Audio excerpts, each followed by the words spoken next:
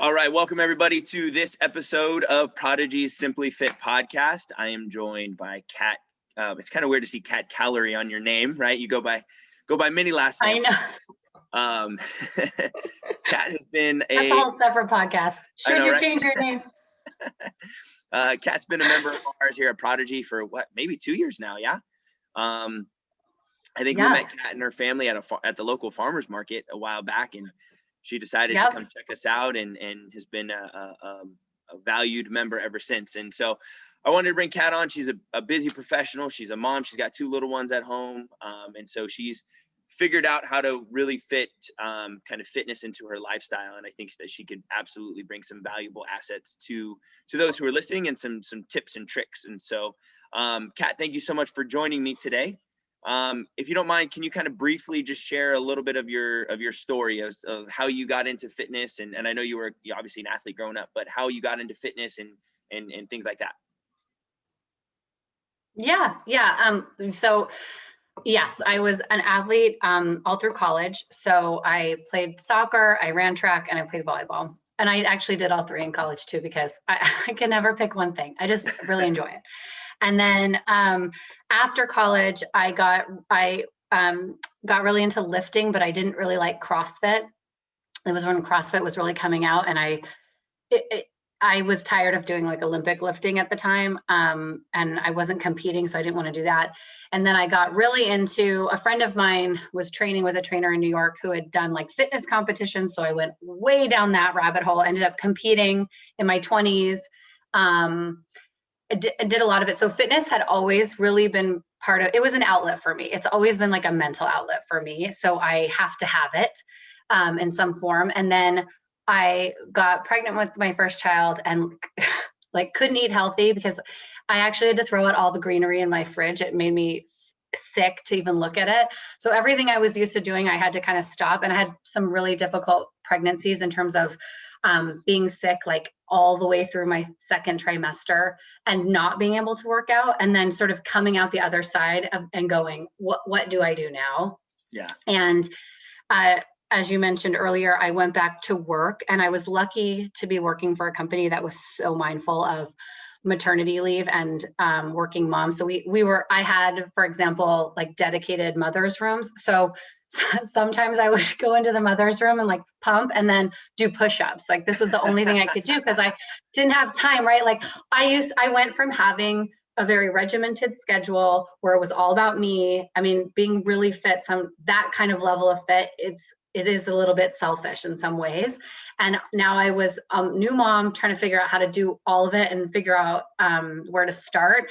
And fast forward to a 2nd child, same thing, working full-time, traveling, trying to fit fitness in, and then struggling to not have community. So like when I found Prodigy, we had just moved back to the Bay Area from Boston. So now we could like be outside more. But again, I still wanted to get like a quality gym experience, and the local like Bay Club, while they watch your kids, it's not really a community. So I didn't have the aspect. And so we were at the local farmers market, and we found you guys, and it wasn't CrossFit. So I was like, great, there's racks and lifting, but it's not CrossFit. It's a little bit tailored. This will feel maybe more like I can get something that's best for me instead of like a one size fits all, which I also didn't like about some of the other gym experiences. And so that's how I kind of came together with Prodigy. I think I've answered all the questions, but that was my journey to where I am now. And at the time I hadn't hit my fitness goals. Like I had been losing some weight, but I was stuck. Like I felt like I'd lost a lot of baby weight from when I first was postpartum, but then I was like a year stuck and I needed to change something up. And so I had to kind of go back, I won't say back to basics, but like reevaluate what I was doing. And then kind of get a new base, set a new goal, right? I think you mentioned earlier goals, but like I have to always be setting new goals so that I can try something new and like shake it up a little bit. So that's what I try to do too. Yeah, no, that's perfect. And it kind of led into that next question I was going to ask you about. You like what was that initial push? Obviously, coming back from Boston and things like that, but like what was that initial push that said, hey, like maybe I'm tired of doing it on my own, or something needs to change. Like, what was it that you were like, okay, like, what was it that you saw our booth at the farmer's market and were like, hey, I'm gonna go talk to those guys, and kind of the rest was history? Well, it's probably because your wife and daughter were there. So I was like, okay, they're I'm like, it's like fitness with family, Yeah. like, because again, like when you get into that new stage, I'm not going to be at the gym for 3 hours a day. Like that's Right. not anybody should not be at the gym for 3 hours, but like I used to do double days. I mean, when I was in New York City working single and doing fitness, I would go in for like 30 to 45-minute morning cardio sessions, and then I would go back to the gym at night at like 6 or 7 and do an hour of weight training. Like I was hardcore, right? I would get on a train and go an hour out to New Jersey for one of my first trainers who I loved. Like I learned to love lifting heavy, which was new to me then. And it's always been part of me because I love feeling strong. So I had learned that, but I hadn't found it again once I left New York. But I would take a train for an hour out to the middle of New Jersey to go lift on like a Saturday, and then turn around the next Saturday and get on a train and go to not upstate, but like outside of New York, north of New York, to Larchmont, to be with a group of women who was like also training for fitness. Because what I find is that I have to surround myself with people of a similar mindset. Yeah. That helps me stay motivated. I feel like I'm part of a community. And when other people don't understand, I still feel supported. And so, if I'm struggling to like get healthier, or I'm struggling like with all those parts, like for me, I wasn't finding that in my mom community. So with Prodigy, I think I was like, okay, there's moms, there's kids, everyone's on a different journey, but everyone's very supportive. And I really for me, it was important to have that community aspect. And also we were new to the area. So I really wanted to have an opportunity to like meet local people and be part of that too. So it was sort of a melding of those two things. Yeah, for sure. And I think, one of the big things that you and I, there's often times where it's just like, sometimes just like you and I at the gym by ourselves. And I think one of the coolest things that we like jam out on like mindset stuff all the time. It's like super awesome. Oh yes. So yeah, let's go down that rabbit hole for a little bit, because I think that's something that you're super passionate about too, and kind of having the right mindset. So like when someone says, like, hey, I want to go down my like a fitness journey, but I struggle because of XYZ, right? Like what do you say to them about like mindset? Like what has been like your kind of go-to when it comes to your mindset? So I always have a vision board. I do this every January. I'll show you. Can you see it? People, yeah. So we'll have a YouTube version of this. So yeah, so if you're watching on YouTube, you'll see the vision board. If you're listening to this on the podcast, you'll have to go watch on YouTube to see the vision. This is something I do every year. It's a planner. It's called your passion roadmap. Mm-hmm. And you sit there for like a minute and you write out all the things that you would love to achieve in your life. And then you back out from lifetime, 3 years, 1 year, 3 months. And this sits in my office on my board. And I am a huge, and what you can't see is all the things that are circled or crossed out was something I prioritized, and crossed out means I did it. Okay. And so the reason I say that is I did this probably 5 years ago. And on my biggest thing was I want to get back to California. I might want to have a second child. I might want to switch to a different team within my company. Just crossing stuff out, right? Because it became this priority. And the reason I say this is once I saw that you could, with the right intention, you could really achieve. Now you can't do it all.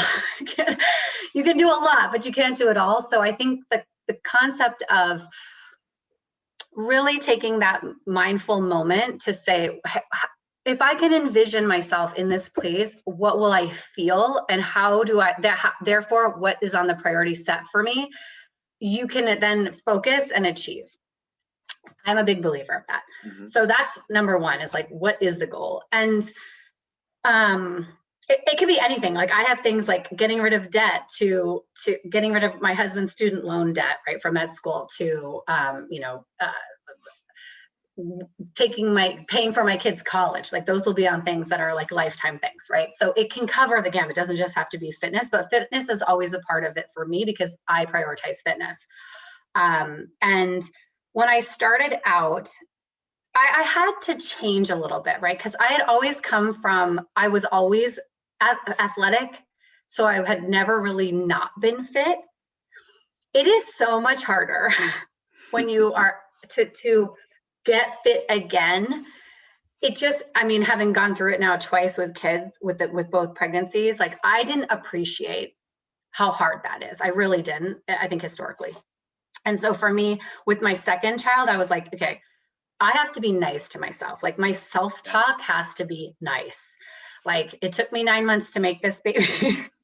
It should take at least 9 months to get, to get back. And also like this idea of like, I want to get back. I don't like that. For me, it's like, I want to be better. I want to be better for my kids. I want to show them like, what can a strong mom achieve?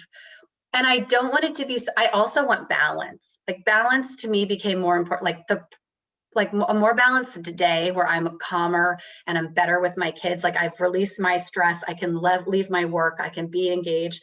Balance became more important than like perfect abs or like the perfect squat or, you know what I mean? So like that was a shift for me. And I say all that with like the self-talk really mattered. Like I had to be gentle. And I remember like, again, as I said, in the pumping room, I'd be like, if I want to build up strength again, so I'll start with 5 push-ups. Every time I go to the bathroom, I'll do 5 push-ups. Or every time I pump, I'll do 5 push-ups. And I'll just ease into it as opposed to like 0 to 100. And I mean, remember I got hurt. Like I got hurt because I pushed myself too hard too soon. I wasn't being gentle. I didn't have that like mind-body connection. And I think that's the whole point of this long-winded way of saying this way you self-talk, the way you set goals, and the way you show up each day. Like no matter what happens yesterday, I try to start every morning with a fresh frame. Like I'm not going to blame myself if I had wine or got off my diet. I mean, like maybe I really needed that, and I don't want to punish myself for life choices. Instead, it's like, hey, that's what I needed, and like today I'm going to show up and do something else. And like that for me has been really helpful in slow progress. Like not the expectation is not okay if I in 1 month I'm gonna look like I was when I was 25. Like it's not happening.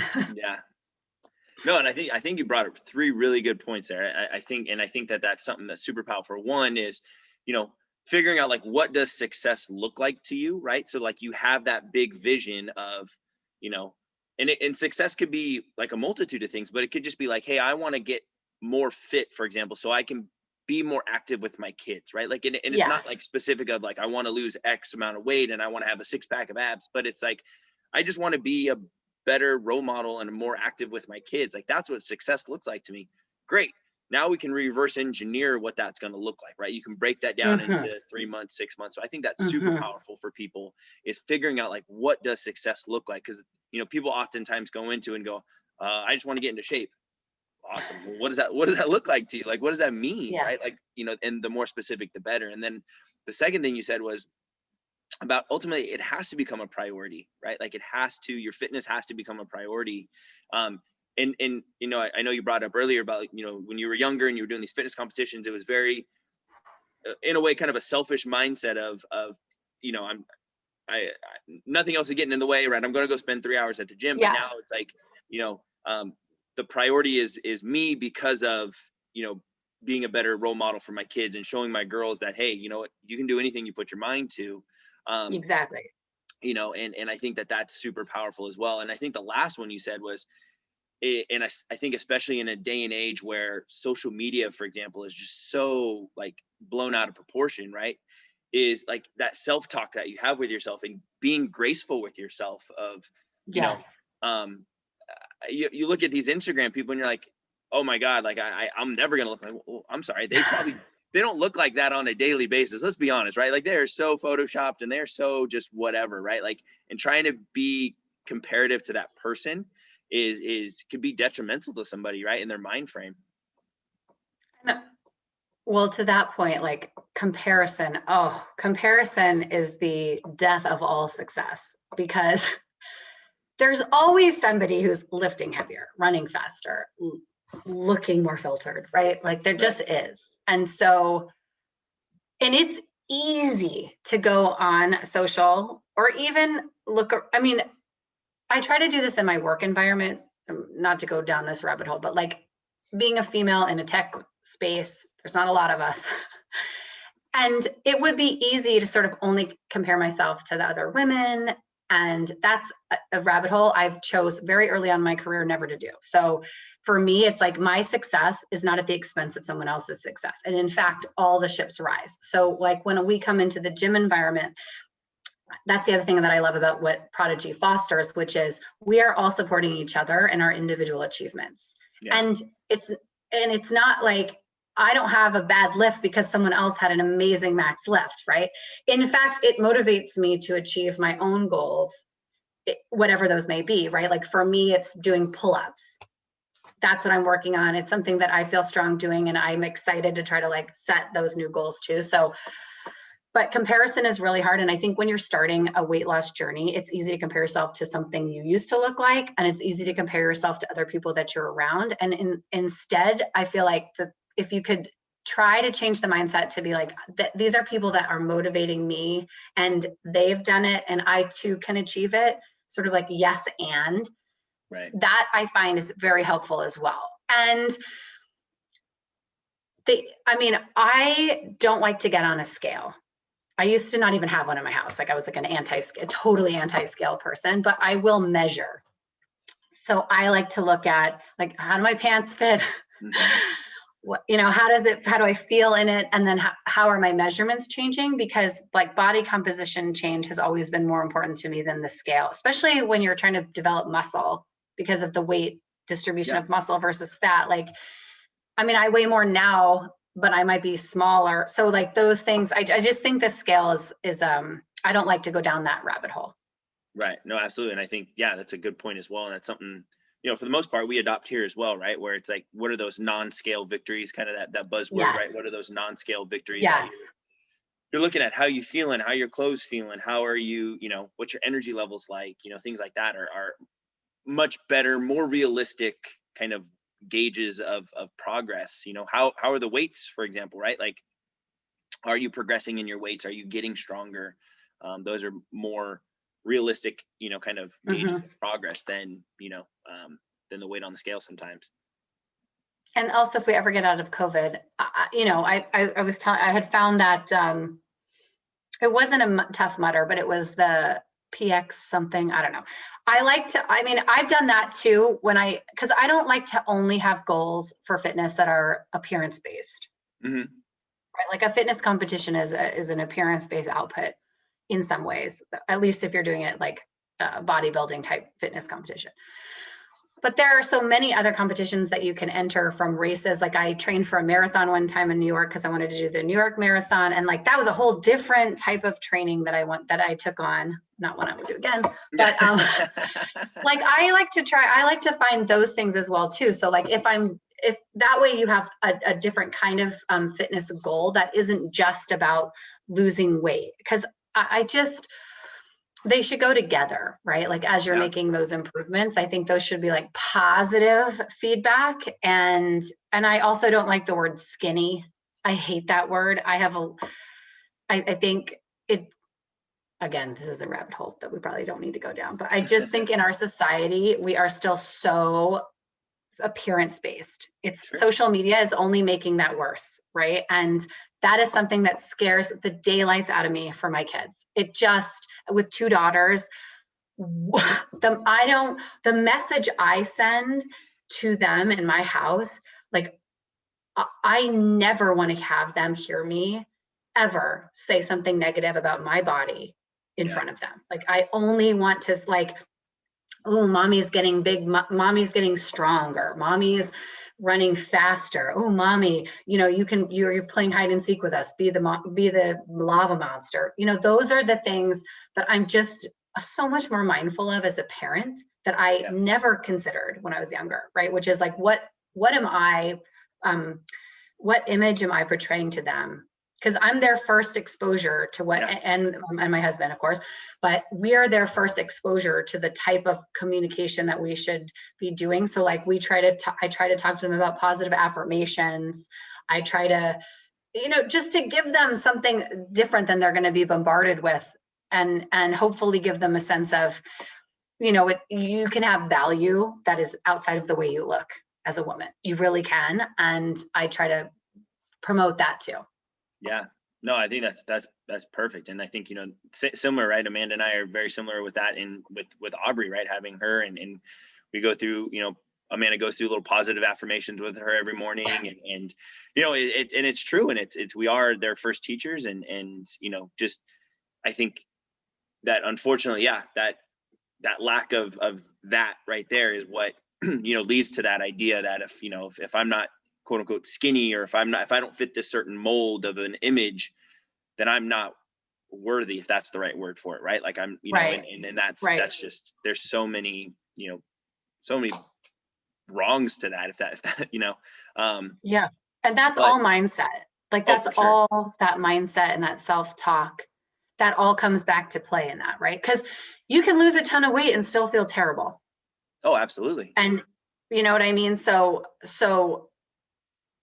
I know people that have done that, right? Like they've lost weight on a diet or they've lost weight in a challenge, and then they put it right back on because what they didn't do in the process of that weight loss or that transformation was get right with how they envision themselves and what would feel good, and having it be really a positive experience as opposed to just trying to lose weight for like, a lot of people, I feel like they'll do summer, right? Like everyone will eat like crazy in the winter. And then, I mean, this was more East Coast because when you're stuck inside for like 6 months of the year, nobody sees you. You're in sweatpants or sweaters. You get a lot of grace period, right? And then summer rolls around and it's like, oh, got to get my summer abs on. So, I mean, there's like that cycle, and I don't want to have to fluctuate, right? I want to feel strong most days, which doesn't mean we all have days where like, I want to have pizza, or pasta or whatever it is. I want to be able to enjoy it and not feel guilty. That the like guilt of that's so unhealthy.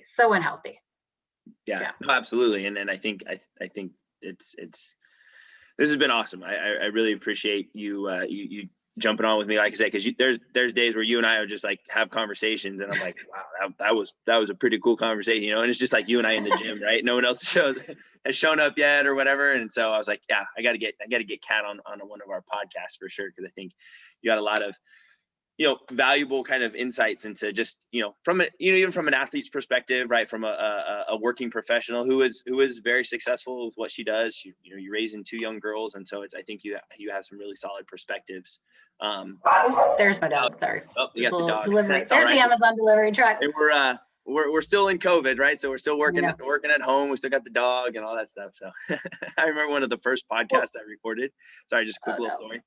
I was interviewing like my buddy, and all of a sudden, literally like mid sentence, like his dog just went crazy, and like the only thing you could hear was the dog barking. I was like, well, we're in COVID, so here you go.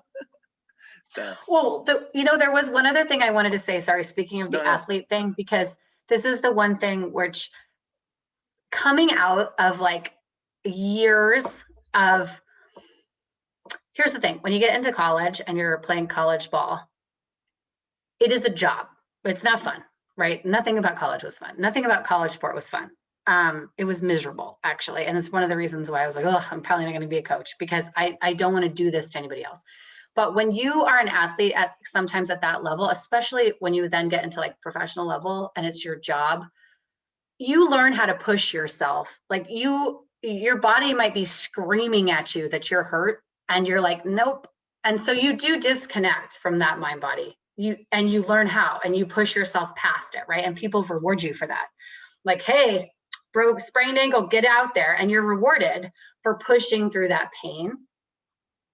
And I think that was really hard to transition into like a non-athletic adult space for me.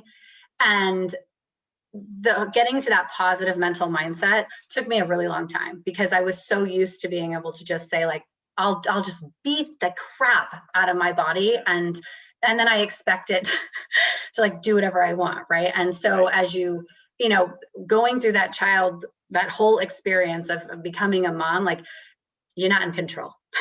You're like, okay, you're telling me I'm going to do what you need. Totally different, right? It's just such a different shift. I mean, I'm glad I had a friend tell me ahead of time, I think you're going to hate being pregnant because you are so in control of like what you do with your body, and you're going to be out of control. And I later thought about that and I was like, so right. Like, I didn't like it. I was like, what's happening? But it was so important to realize like these two, we have to work together. Your mind and your body have to work together. And the mindset is almost more important than, you know, you can make your body kind of do anything it wants, but having that healthy balance is really like what I strive to achieve. Yeah. And I think that that's important. Having that healthy balance is what allows you to be, or what allows your fitness journey to be long-term, right? Because, you know, as you know, preparing for fitness competitions, and, you know, my best friend was a competitive bodybuilder for a couple of years. You know, Monty's nephew, right? You know, Monty. So, and he was a competitive bodybuilder as well, but you can't do that all year, right? Like, they go hardcore dieting for, you know, 12, 16 weeks, and then they are like done. Like, they are so spent. So it's like having that balance, like you know, it is what people, I think, you know, struggle with, because they think that the images they've been out of the gym for so many years, right? They're like, oh, I've got to go, you know, hardcore, you know, 7 days a week. And I'm like, no, like, slow down, like, just take the balance, right? And take the long game approach, and you're going to be more, you're going to be happier because you're going to actually stick with it, and you're not going to be injured. It's, you know, so I think that is super important as well. Well, and sleep. I don't know if I mentioned that in my early one, but like, I've actually dialed down the cardio so much and lost weight. I added carbs back in and have lost weight, but I sleep a lot more.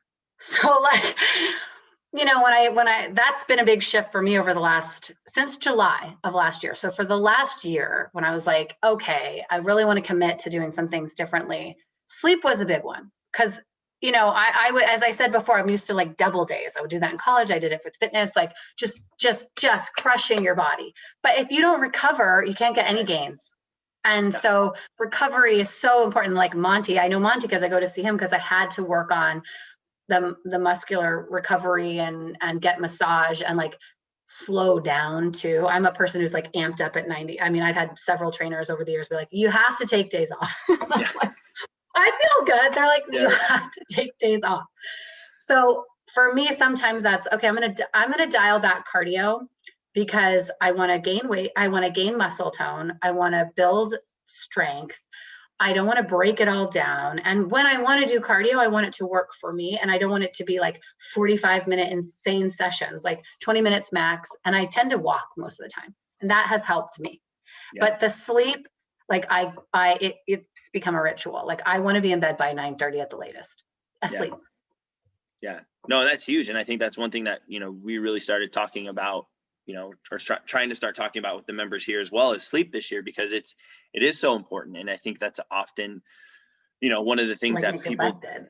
It's neglected. People don't think about it. And, you know, I mean, our body sleeps because we need to recover, like, just even from the day, right? Like, even if you're not worrying, like, you need to recover from the day that you just had. And so, you know, a lot of the hormones that help us make progress in terms of, you know, growth hormone and testosterone and things like that are at their highest when we're sleeping. So if you're consistently deprived of sleep, like, those hormones aren't doing what they're supposed to be doing, and it just leads to, you know, over time leads to bad things. And so, I think sleep is a huge one that people don't think about. And the other thing I would say is like, I'm always learning. Like, I like to always be educating myself. It's part of like one of my key personality traits is that when you do those tests, like, I'm the curiosity piece. So like, oh, nutrition, let me go get a training course because I want to get real deep in the science. So I say that because I ended up taking I bought a parenting, like an online parenting class, because I was looking at ways to do like non-punishment based parenting. And I thought, let me just explore what that is. And one of the things they make you do as a parent is like, what are your triggers? And I never really did this exercise. And I started trying to think, like, when I get to that point of yelling at my kids, which I don't want to do, what is getting me there? And the reason I got to the sleep place is we were having terrible mornings, just terrible mornings, because I was tired if I had stayed up too late. And when I'm tired, I'm not as giving, right? I'm more closed off, I'm more irritable, and so I'm less patient. So I was like, you know what? It's more important for me for my kids to have a better morning. So I will go to bed earlier, and I will give us more time in the morning so that we're not rushed, and hopefully we have a better morning experience. And I am trying to avoid, like, another good podcast. I don't know if you listen to like Brene Brown, but she talks a lot about like shame, right? And this history of shame that we develop, and that for children, when they feel shame, but when they're like under the age of 10, they get so upset because they feel like that means they're unlovable. Wow. And I was like, okay, we have to get that out of the house, right? Again, my long-winded way of saying, I think so much of parenting is about self-reflecting. And I think like a fitness journey, a lot of that is also self-reflecting and getting out of that shame-based reactions that we have, right? And like that mental mindset is about how can I be positive with myself, not shame myself? How can I then create that positive dynamic with like others around me and surround myself with people who are equally positive? So like, that's how it comes full circle for me. A lot of times, like, I want to show up as my best self for my kids. And what does my best self look like today is very different than it might have been in the past. And that's okay, right? And I'm not going to shame myself for not being what I was 10 years ago. Right. And quite frankly, I mean, if I can kind of add to that, like, you shouldn't be the same self you were 10 years ago. Right? Like you should focus on growth and getting better and saying like, hey, I remember I was reading a book, and the author basically said, he was like, I hope this book is out of date in like 3 years. He's like, because if I look at the book and I go, yep, that's all. He's like, then I haven't learned anything. Like I haven't done anything. Like our industry hasn't grown to where I hope it grows. If in 2 or 3 years I look at the book and go, yep, okay, that's all still the same, right? He's like, I hope we look at it and go, what the hell was this? And like, he's like, that's, and so I think that along that same line of, 10 years getting from uncomfortable. now, I hope I'm in a totally different spot. And I hope I'm in a different, I'm better. And I've developed different things that, continually help me get better. Yeah. And to do that, like to really change, like it is going to be uncomfortable. Mm-hmm. It is. And it's gonna, you're all of those things, and people around you will be like, why are you changing? Why are you doing that? And that will come up. It just will. And so it's almost like getting right with embracing that discomfort. Yeah. Right. And like accepting that into your life, which is hard. It's hard to do. No, absolutely. Absolutely. Yeah. Well, perfect. I want to wrap this up because I think we could continue to talk for an hour and a half. I think this is awesome. But like I said before, I want to be respectful of your time. Before we go, if you could, we had a really awesome conversation, as we always do, and you dropped a whole bunch of knowledge bombs. But if you could like whittle it down to maybe 2 or 3 things, if somebody who's listening to this podcast is like, Kat's a cool chick, like I want to go hang out with her.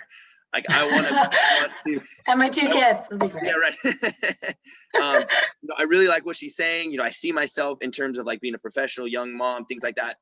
What are 2 to 3 things that you would give that person as advice to get started? And if we could just whittle down our conversation to 2 or 3 things. Oh yeah. Okay, so I think intentionally setting some goals, like that vision board setting, is a perfect place to start, because the journey is long, right? And so you want to be able to check in on that. So I would always start there. Partly small steps, right? Like I didn't start off doing pull-ups. Like I started off postpartum walking and then trying to come into the gym, like small steps. And that's okay, because it's all on the journey. So those 2 things. And then whether it's journaling or affirmations, like make sure you have start building that practice of positive self-talk. Yeah. Because I think that is what derails people more than anything else, like on a fitness journey. It is allowing that mental creep, that negative mental creep. And you want to have a way to, at least once a day. I mean, where is it? This. I found this at Target. I have it on my shelf. Goals are dreams with deadlines, but it's like a little daily journal that's based on fitness. You could create your own, but it's like, what I liked about it is it said, what's one thing you're grateful for today? right? Or like, what's one thing you've achieved? And so I think that's a good practice. Yeah, in absolutely. No, this is perfect. I appreciate and sleep. And sleep. Yes. We'll throw a bonus tip in there. Sleep. Get to sleep, and then you'll yeah. I love it. Perfect. All right, so we're gonna wrap this up. Once again, I appreciate your time, Kat. Thank you so much. If you guys are listening to this and you enjoyed it, please do me a favor and like and subscribe to our podcast so that you get all of the latest episodes as well. I will see you guys all next week. Thank you so much for listening. Bye-bye.